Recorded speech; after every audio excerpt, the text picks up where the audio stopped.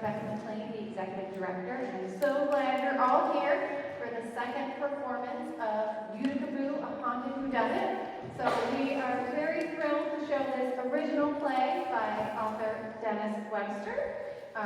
This is his first play, and actually the first play I know of has been performed at the History Center and definitely on this stage.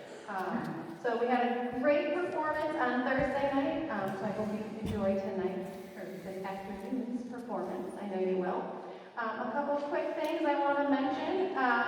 First of all, thank you to all our members who are here. If you are not a member, it's always a great time to join. There's a lot of great benefits, but mostly you support us.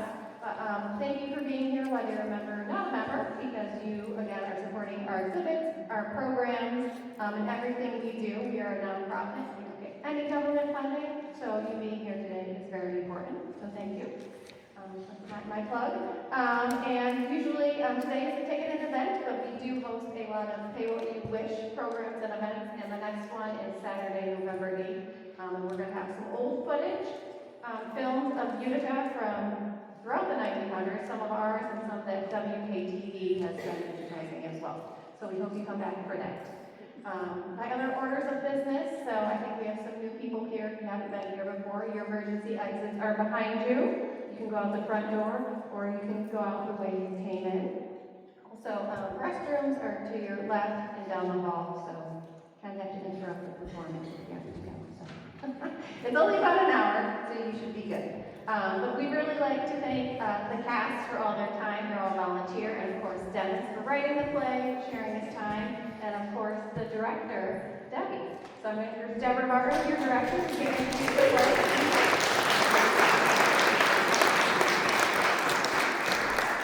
Good afternoon again.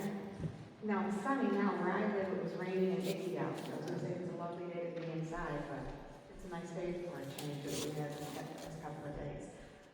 This play is about 7 ghosts, and you'll see who they are. They'll introduce themselves, and they'll give you a little bit of history. So it's nice, besides enjoying yourself and getting a few laughs, you get some history about the ghosts in the area, Oneida County, and the one outside of Oneida County.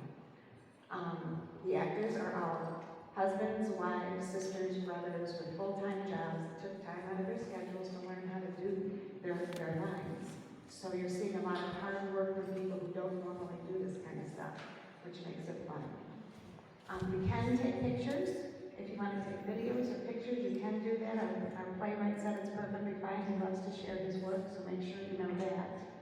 I can't think of anything else that I need to tell you, except you need to have a good time. Be interactive, laugh, yell, cry, applaud. That's the biggie. They love applause, but it's very funny, so don't be afraid to laugh. And they'll be walking through here, so you, ladies and gentlemen in the front row, you may get an extra kick out of things. Not literally. I promise not literally, but please enjoy yourselves. Hey, Deb, down the middle. Oh, yes. Our actors will be entering through here. Okay, so those of you sitting on these end seats, just know that they're going to be coming through here. I don't want you to get confused if there's somebody coming up behind you. I promise she won't look too loud. All right, so I think that's it. Thank you very much.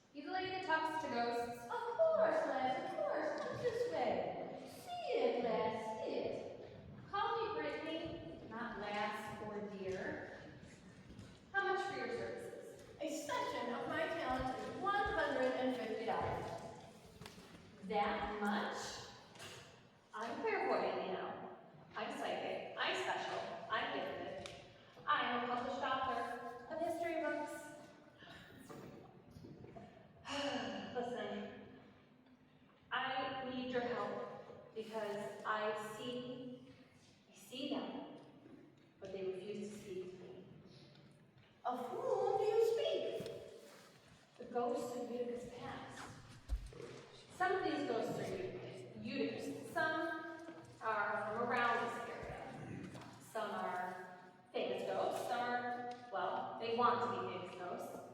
Some are loath to ghosts. Some I want to stay in, some I want to go away. They're up here around $1 million brain, and I see them, but they refuse to speak to me, and I must tell them the truth. So, I've hired your big ass in an attempt to make spiritual contact. Here's your blood money, charlatan. Just know, I know you're a phony, but what the heck? I make $150 an hour. I have a valuable brain. What is the meaning of these items? I see food and drink from Utica. What is the connection to the Utica ghosts to these suckers? None. None? That's right. What the heck are those for? Those are trigger objects. Once you help me talk to the historic Utica ghosts, I will tell them about what really matters in Utica. Food and beer. Duh. I see 7 ghosts, so I have all 7 Utica items. Well, most Utica, 1 Rome. The turkey joints are from Rome, New York. Rome's kind of Utica. Once you help me get the ghosts out, they will be offered these items and learn the real truth about their legacies. So let's get on with it, lady. Heebie-jeebies, spirits of Utica, hubba hubba, double trouble, Q, Q, Q. I sense a male presence, his ghost is nearby, he's here. Yeah, I know he's here. It's Rocky. The boxer? From the movies? No, Roscoe Conklin. Give him a program. Good afternoon, ladies and gentlemen. I am the ghost of Roscoe Conklin. I was born October 30th, 1829, and I died April 18th, 1888.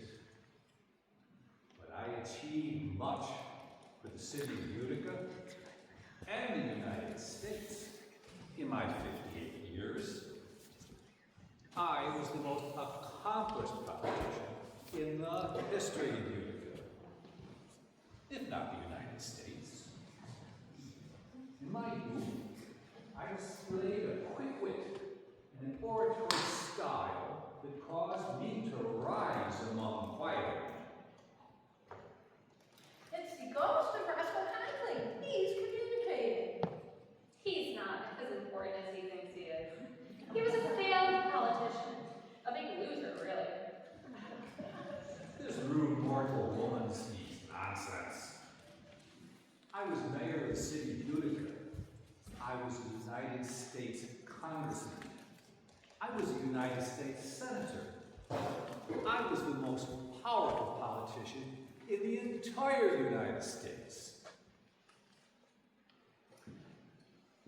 Roscoe is telling his grand story. He's using telling of his words of nobility and service to Utica and all of our country.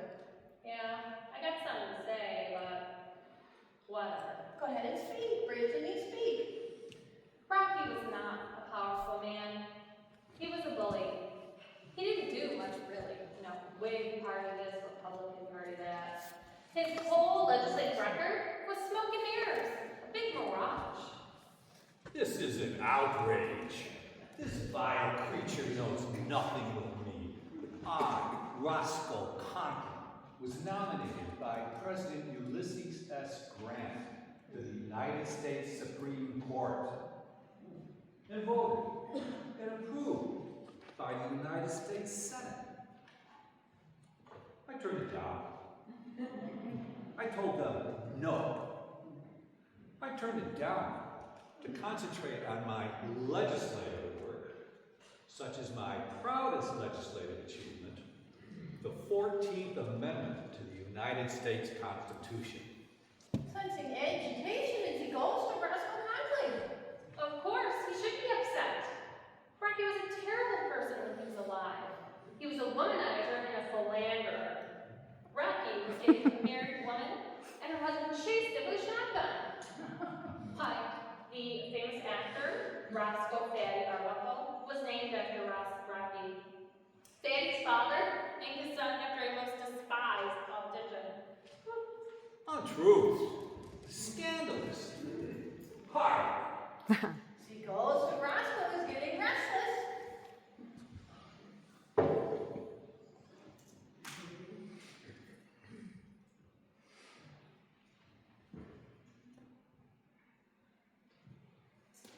Now, Rocky can chillax.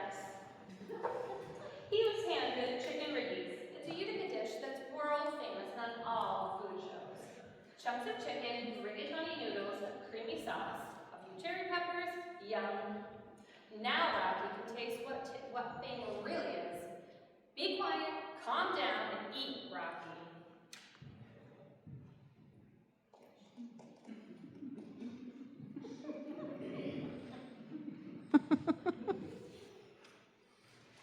Why, this is the most delectable dish I have ever eaten. This is an edible marvel that the people of Utica should be very, very proud to give it to the world. And those ghosts. Why, in my day it was all mince pie, plum pudding. Thank you. But you're still in your heart.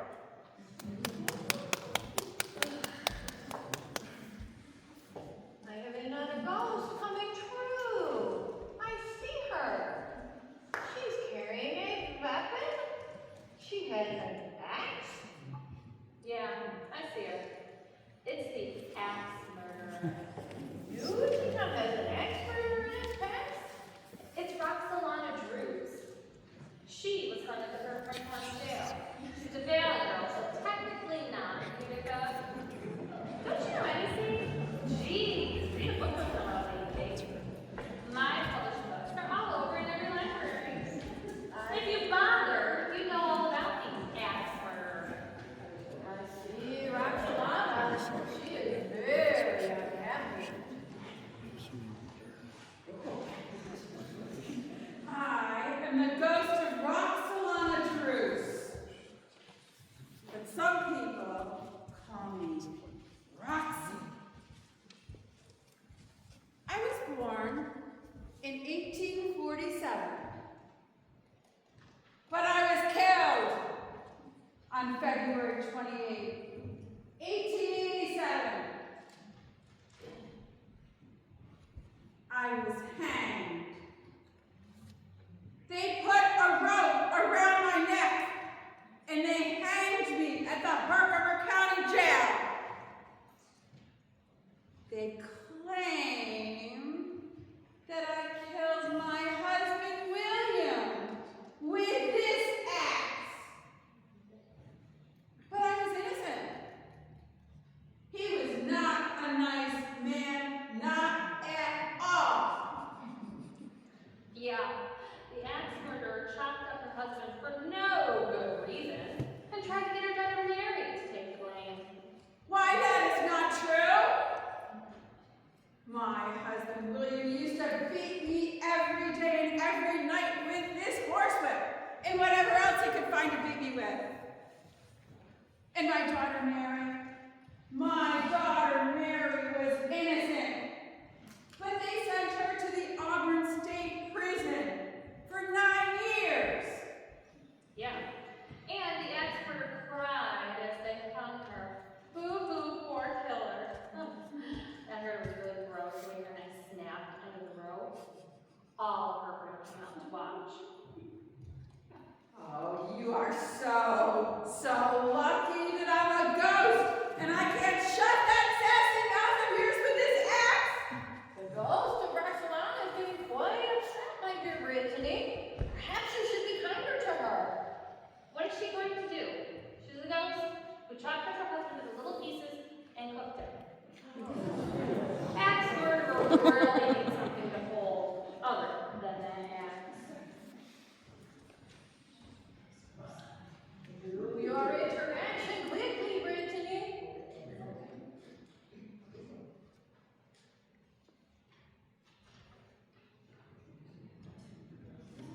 Yeah.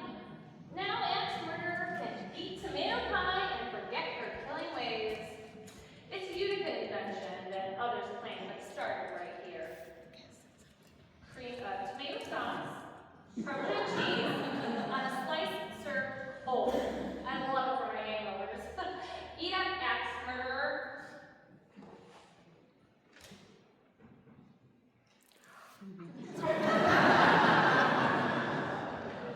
This is delicious.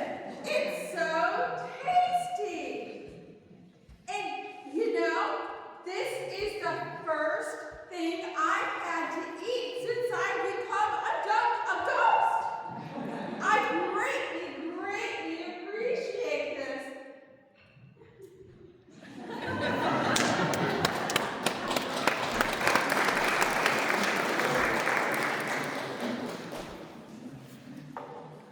I have another ghost coming through number 3. Am I seeing this right? He's breaking into the afterlife? Yeah, I know who that is. It's the Dunnit of Utica's namesake.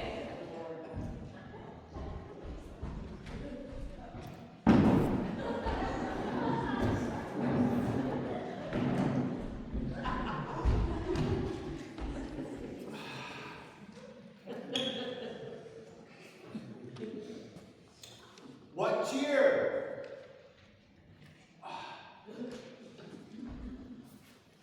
I am the ghost of Erastus Clark. I don't know when I was born, and I don't know when I died. But you all know me. He's saying everyone knows him. No, he named the city. Big deal. He's no celebrity or historic ghost. He's insignificant. It was 1798.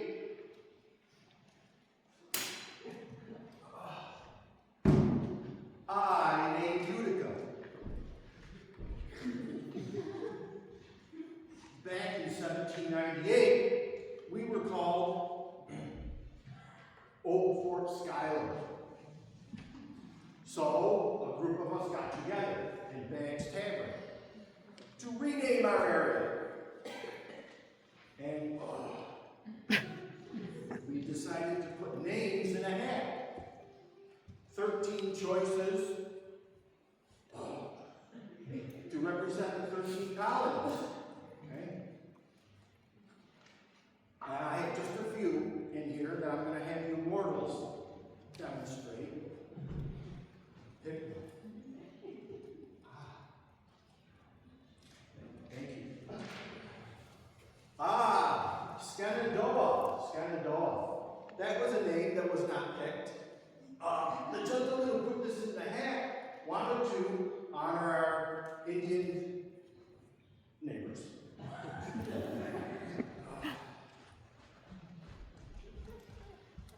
Take one, lady. Thank you, ma'am.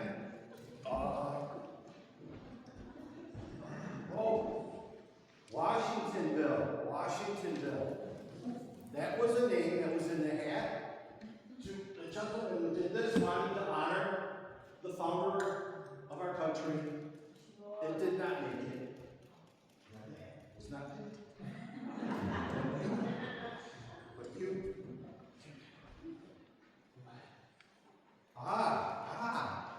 Did you know Kent, this name was not the one that was chosen, but the gentleman who wrote this down, he did not get it picked. Sadly, he went and he drowned himself.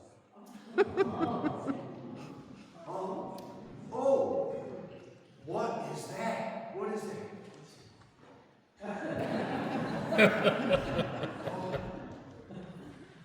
Sir, yes.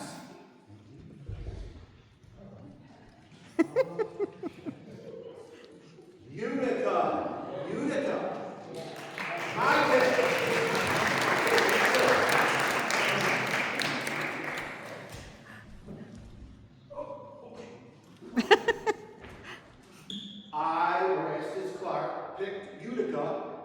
because it was a port city in Carthage, where the wine is sweet. The drunk scribbled a random name on a piece of paper and threw it in a hat. His lucky pick is how he came to be named Utica. I would rather be a drunk than be a foppish lout.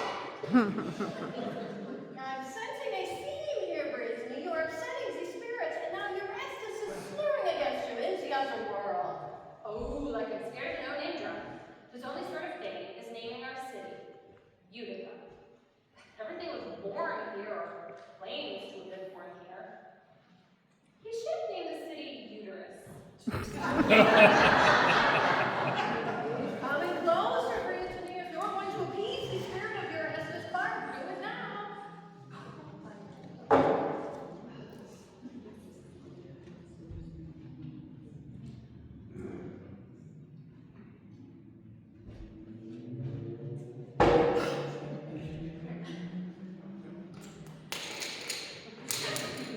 Now the drunk can sober up with a sweet treat. Turkey joints are a hard candy with chocolate in the middle. From Rome, like I said, it's close enough. Gobble up those turkey joints, you drunken nobody.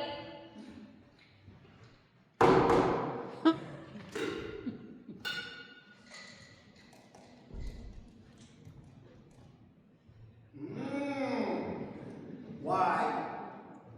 My ghost can thoroughly enjoy this turkey joint. Delicious. Have one. Oh, God. Rome, you say? Oh, I did not name Rome. But I did name Utica. You're welcome.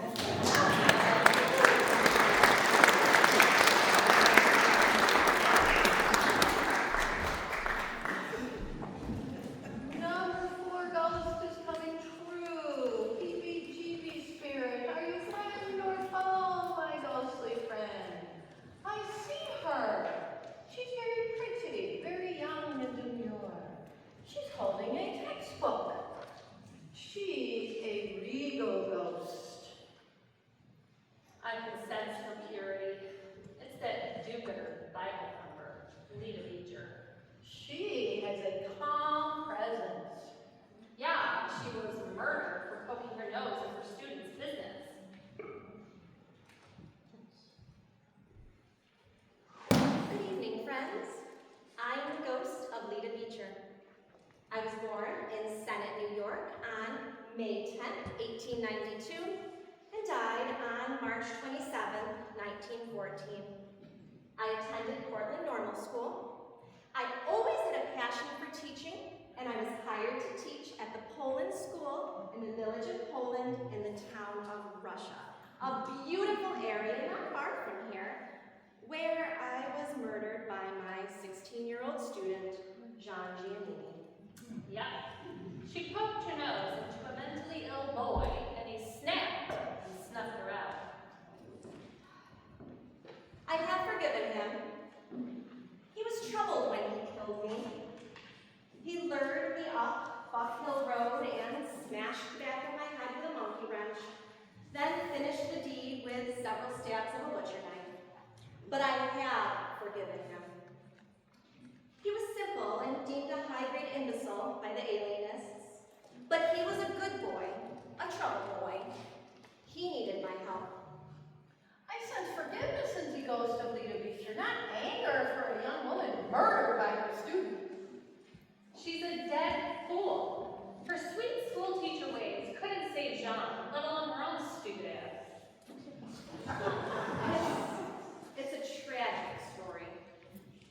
He was saved from the electric chair, but was sent to Metawan State Hospital for the criminally insane. He spent the rest of his life in institutions. He lived to be 90 years old and never spoke again. Lita's ghost is very calm. Your words are not upsetting her. They should. I hate do-gooders. Bible-thumping dummy, who was sweet until the knife was plunged into her body. A lot of good preaching didn't hurt. I woman with the obscene mouth. I shall not react to her uncouth ways. My father, the Reverend Dr. William A. Beecher, taught me to turn the other cheek, to serve others. I died serving a person who needed my help. Is there no more noble cause? I forgive this Brittany. She knows not her ignorance, and I pray she finds forgiveness in her heart. Boring. I've had enough of this Bible thumping ghost.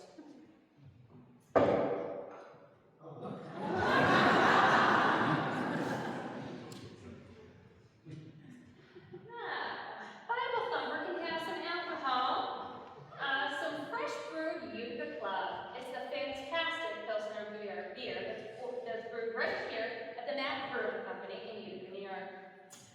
Let's see if Bible thumper tries some alcohol. I bet she don't do it.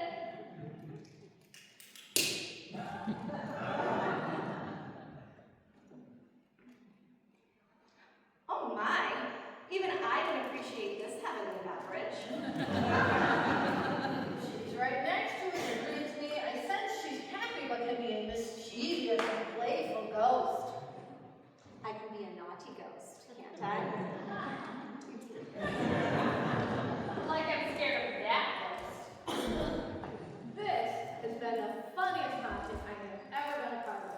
Classic. Wipe that smile off your face and get back to finding me a ghost, Lady Faith, or you'll give me back that 150. But of course, Lady Dunnit is a professional. Come to me, ghosts. Cue, shoo, whoosh, smoosh. Abracadabra, algebra. Yes, I see one. A new one. By he's standing over there. It's gotta be the quack, that director of the Utica Looney Bin. Good afternoon, guests, friends,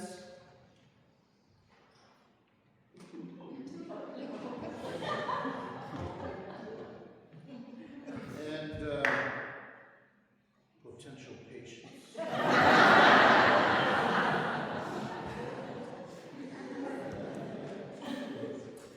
It seems I've been summoned here today to recount to you all a few of the very notable achievements in my mortal life.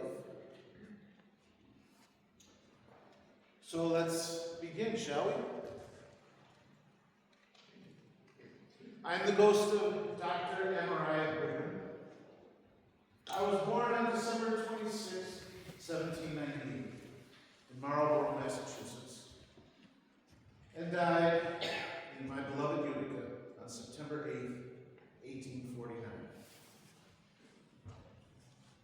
I was a groundbreaking advocate in the diagnosis and treatment of imbeciles, morons, and lunatics.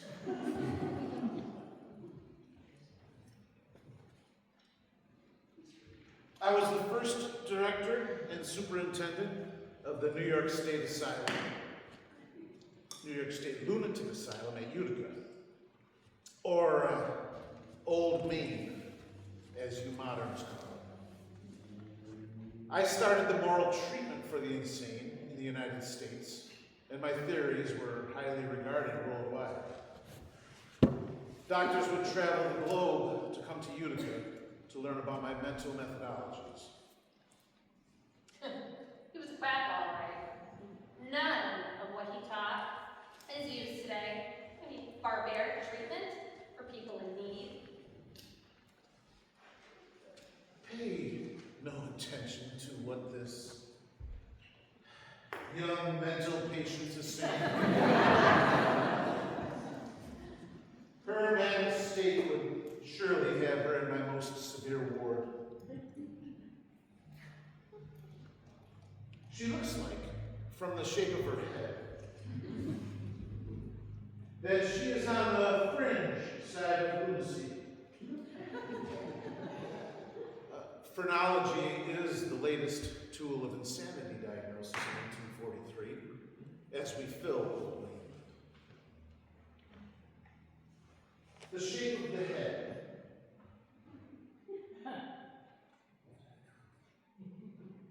The placement of the ears.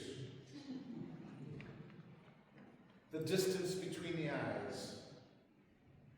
Yes, all the tells are there on this female lunatic. He's analyzing you, Brittany. Big whoop. Dr. Amber Brigham was a quack. What that Utica crib killed a lot more people. I mean, a person can die in that medieval contraption. Pay no attention to what this lunatic is saying, ladies and gentlemen. She's insane.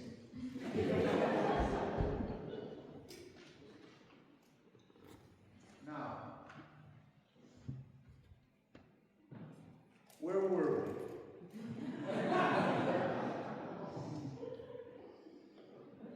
Ah, yes.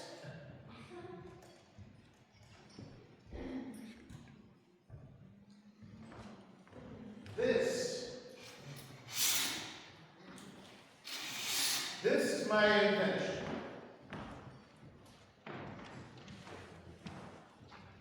It came to be known as the Utica crib.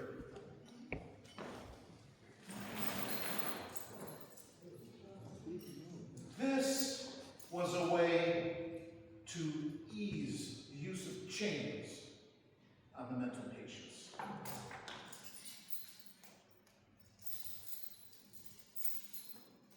Instead, this would calm those with mania, unlike the use of these. The device holds you in place and keeps you from sitting up, rolling over, or hurting yourself.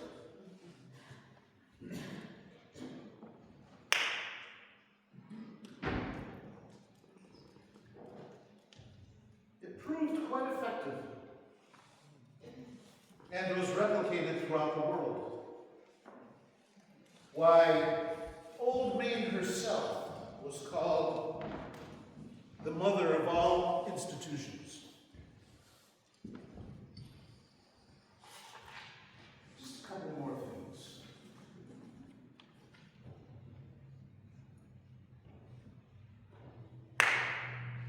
I created the American Journal of Insanity, which you modern mortals call the American Journal of Psychiatry, the longest running academic journal in the history of the United States.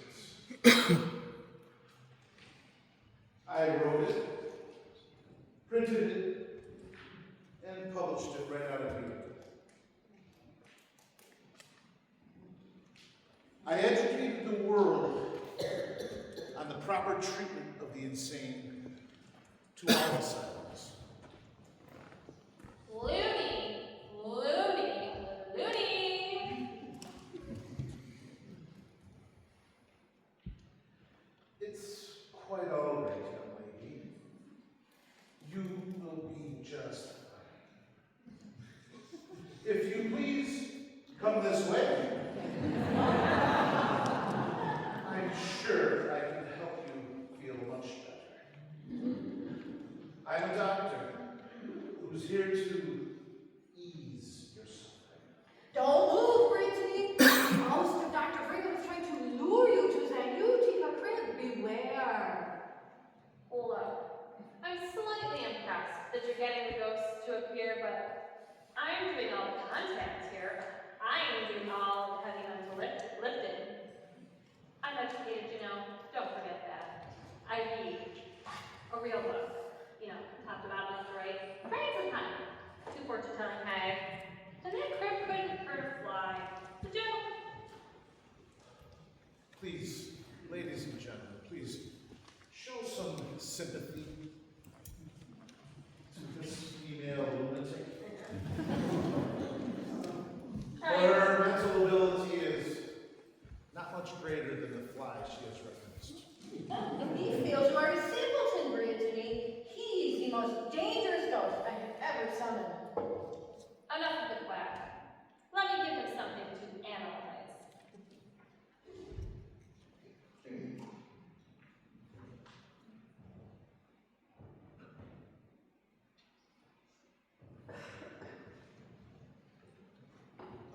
Most curious looking food? Let the quack analyze upside-down pizza for most cities.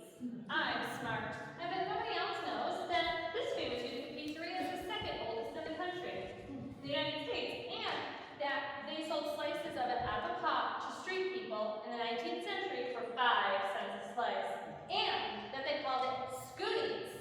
Analyze that, Dr. Quack. I wish I had this all the time in my ghostly room. This is unlike anything I had when I was alive like you.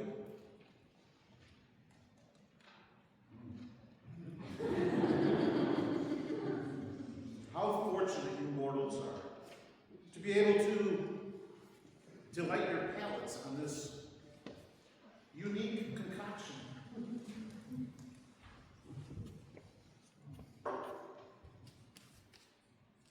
There is satisfaction in the randomness of this Schoonitz upside down pizza. A crowning food achievement for you.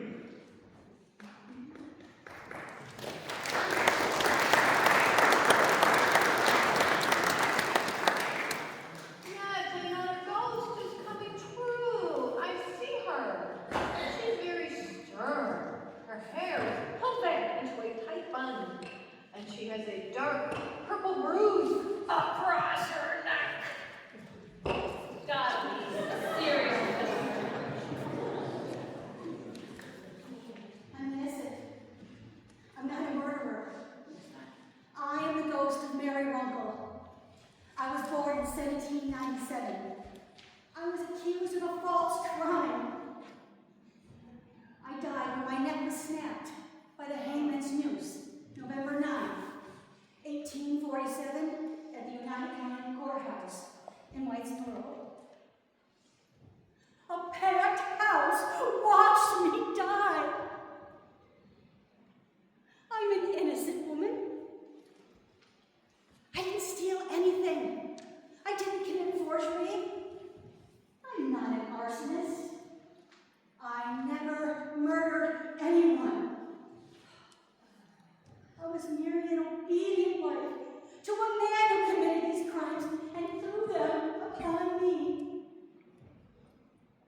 I am the victim of the court of public opinion.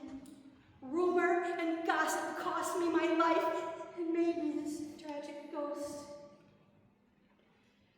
These false accusations were merely the cup of my affliction, being filled with the tragic events of the death of my 3 children and the death of my husband. Serial killer? She seems so weak, very melancholy, sad. Mary Runkle was a monster. She stole, she forged, she was a firebug. She murdered at least 5 people that we know of. She's just sad that you can't steal anymore. You know what I'm saying? I'm innocent. I'm getting that her spirit feels tormented, innocent in the afterlife, forever living without justice. I'm sensing it. Look, she bounced from place to place committing her crimes, okay? She got away with it until she came to our area. She was from Root, New York, where she committed forgery, then murdered a peddler. But the worst was that her daughters wore the stolen peddler's clothes to school and blabbed about it. So, serial killer drowned in a bathtub. Lies. Oh, then she poisoned her son and said it was the measles. Lies. I'll thump that melon head of yours. Be careful, Brittany. I'm sensing darkness. Serial killers can't handle the truth. Look, she moved to St. John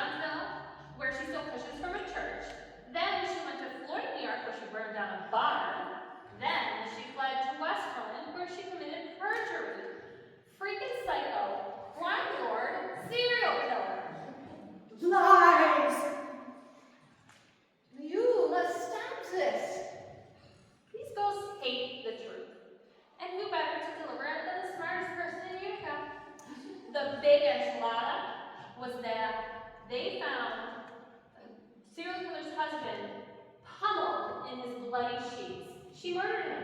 His teeth were knocked out all over the floor. I am innocent, you ignorant, foul beast!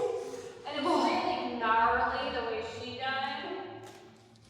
They had serial killer sitting in her chair on top of the trap door in the courthouse. The hangman pulled the lever. She dropped through the floor. The rope snapped around her neck. And it was her end with a crowd watching. Her grim, but justified death. Please don't, Mary, I beg of you. Don't let this ignoramus rile up your ghostly spirit. You're the ignoramus, you fake fortune teller. Now I'll give the serial killer something fun to chew on. She can have Utica greens.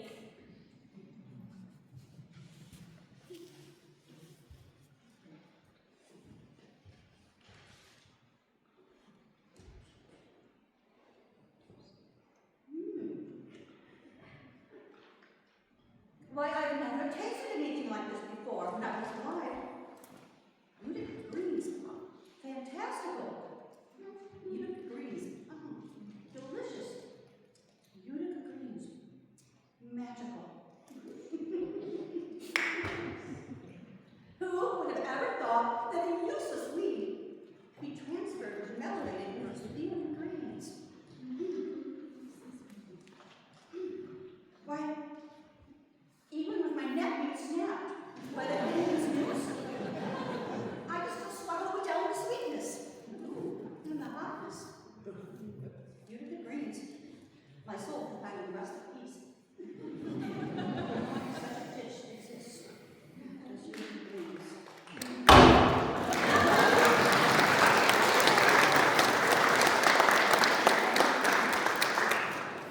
Your silent ghost is coming true. I sense a male presence. He's nearby. He's very confident, very handsome. Ladies, gentlemen, especially the ladies, good afternoon. Yeah, I know who that is. That's Chit Chat Chat. What is it with you and these nicknames? Do I have to explain everything to you? Geez, you're so simple. That's why you talk about big flesh and bones. The nicknames humanize the ghosts. It brings them below me and down to your level. You know what I'm saying? Indeed, I am the ghost of Chester Dunnit. It's my pleasure to make your acquaintance. Now, since we've all gathered here today, why don't I tell you all a little story? My story. I was born on August 9th, 1883 in Montana, of all places. Then I spent my younger years out west as mother and father tried saving many poor, pathetic lost souls as ministers with the Salvation Army. And then I died rather annoyingly by the electric chair in Auburn State Prison on March 30th, 1908. Now, my wealthy Uncle Horace had given me a job in a skirt factory in Cortland, where I was very studious in my work and in my pursuit of many young, beautiful ladies. Sure, I dated many of the female sewers in the factory, and that is where I met the lovely Grace Brown. It's the ghost of Chester Dunnit. He's communicating. Chit Chat Chat is nothing but a spoiled rich kid who took advantage of poor female factory workers. Such a slime ball. Ooh, now did you hear that? This young lady seems to be most confused about my character. I have always been a gentleman with the ladies. Oh, surely I dated many here and there. But God never struck me dead for kissing two girlies on the same day. Besides, I found the love of my life in Grace Brown. Chit Chat Chat knocked up Grace Brown. She was an innocent girl sewing skirts in the factory, and he smooth talked his way into dating her. He knocks her up, Takes her to the big blue slice and kills her in cold blood. Took her for a nice robo ride and then pow, hits her in the head with his 10-strand and dumps her body in the lake. Clearly she's lying. Do I have the face of a killer? I am always a gentleman. Always. Now I love Grace with all my heart. I was taking her on a lovely getaway that day. Now during our travels, we spent one sensational night right here in this most radiant city. At the Hotel Utica, just right down the road. Oh, it was a night of such passion and love in the most splendid hotel I have seen in all my world travels. Oh yes, the Hotel Utica was the most magnificent witness to our love, if you know what I mean. And of course I'm in Grace's witch hour. What kind of fool do you think I am? In fact, it was my intention all along to propose marriage once we are all alone out on Big Moose Lake, right in the heart of the Adirondacks. But as fate would have it, Grace accidentally fell out of the boat and drowned. Clumsy, clumsy. No, I am no killer. But I am broken-hearted from the death of my beloved. And you must believe me. He's the first one, Brittany. The first one, your words are not upsetting. He's enjoying the praise or repulsion of the audience. That's what he does. He charms women and then kills them. After Chit-Chat-Chat killed Grace Brown, he ran for it, but was caught. He was found guilty and fried in the electric chair. Chit-Chat-Chat couldn't sweet-talk his way out of a date with the Grim Reaper. Serves him right now. All right, that's enough out of you. My soul was crushed by the accidental death of my love. My unborn child was in her womb. Now those pesky papers said I was guilty. Oh, and they loved every minute of it. But I was innocent, and I died a very painful death. They strapped me into a chair. They placed a metal crown upon my head. They stuck a wooden dowel between my teeth to keep me from biting my own tongue in half, like I was some sort of lunatic. Then they threw a million bolts of electricity through my body, fried my wonderful hair, and ripping my soul right from my skin and bones. All for an accident. But I wasn't mad. I wasn't angry. In fact, I was tickled by the whole misunderstanding. For in that I could finally join my dear Grace in the afterlife. But after more than 100 lonely, lonely years, I've yet to see her soul for some godforsaken reason. Boring! God, I'm so sick of this crapola. Let me get a sweet for Mr. Sweetie Pie.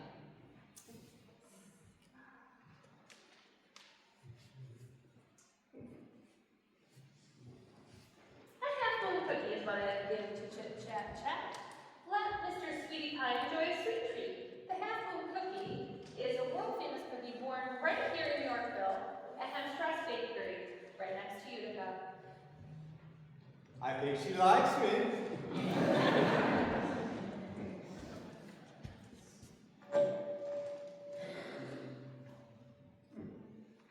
Oh, heavens to Betsy! Why, this delightful morsel is something Utica should be most proud of. A cookie of equal halves. I can sure use the milk. White frosting, black frosting, right down the middle.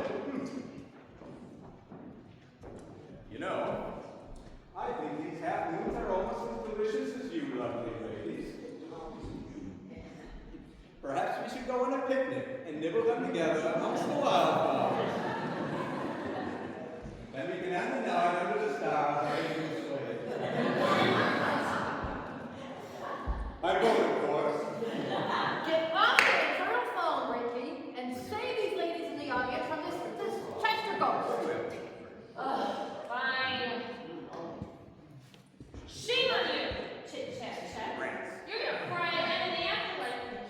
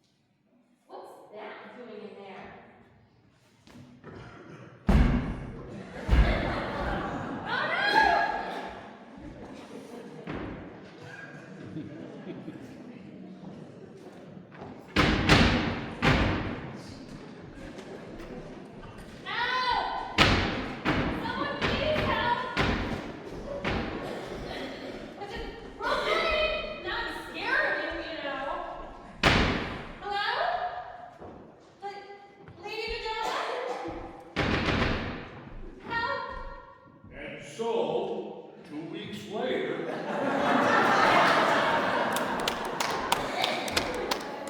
Am I saying, lady, why am I receiving Somebody help!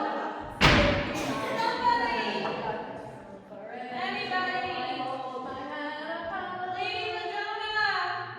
Are you there? Do you hear something? Lady Madonna? Someone! Help! Please! Is anyone there?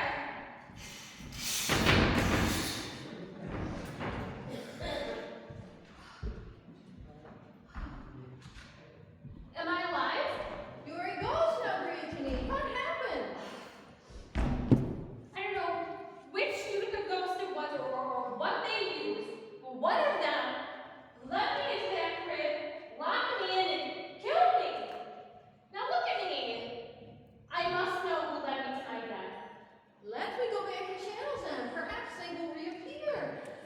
Perhaps one of them will confess to killing you.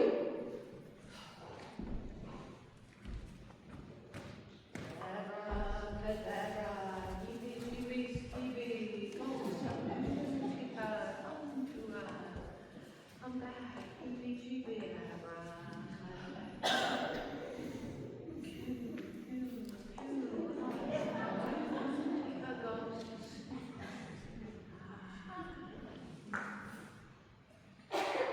I know one of you locked me in that crib and killed me. Now who was it? There's no cell service in the afterlife, Brittany.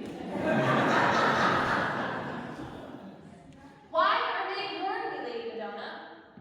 I mean, I know they're intimidated by my intelligence. I have a PhD in English and history, so I am a doctor.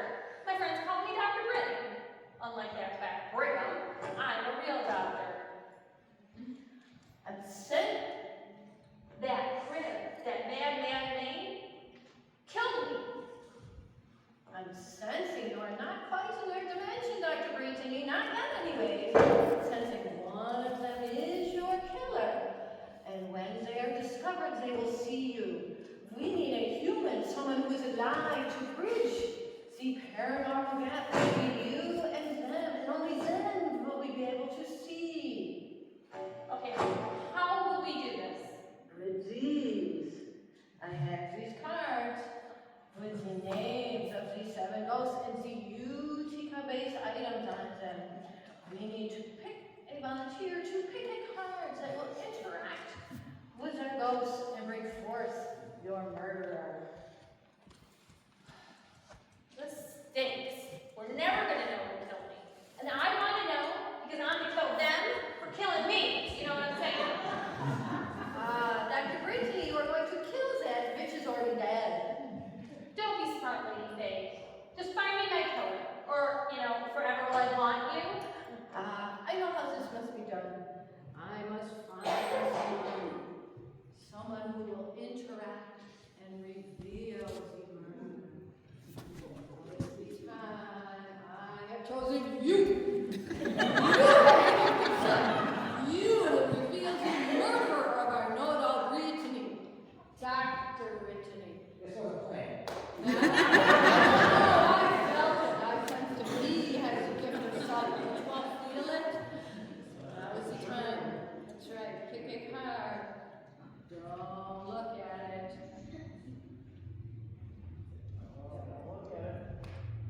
No peeking. The murderer. Oh, it's Dr. Mariah Brigham. Oh, and who eats pizza.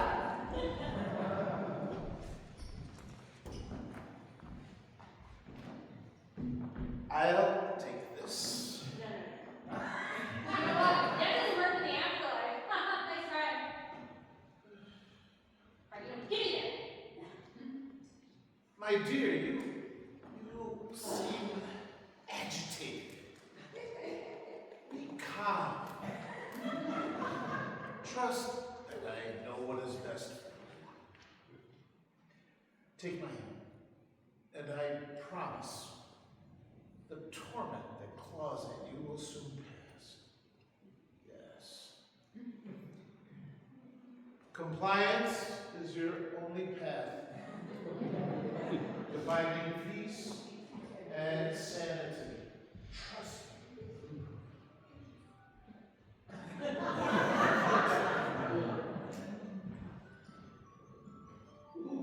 There. That's better.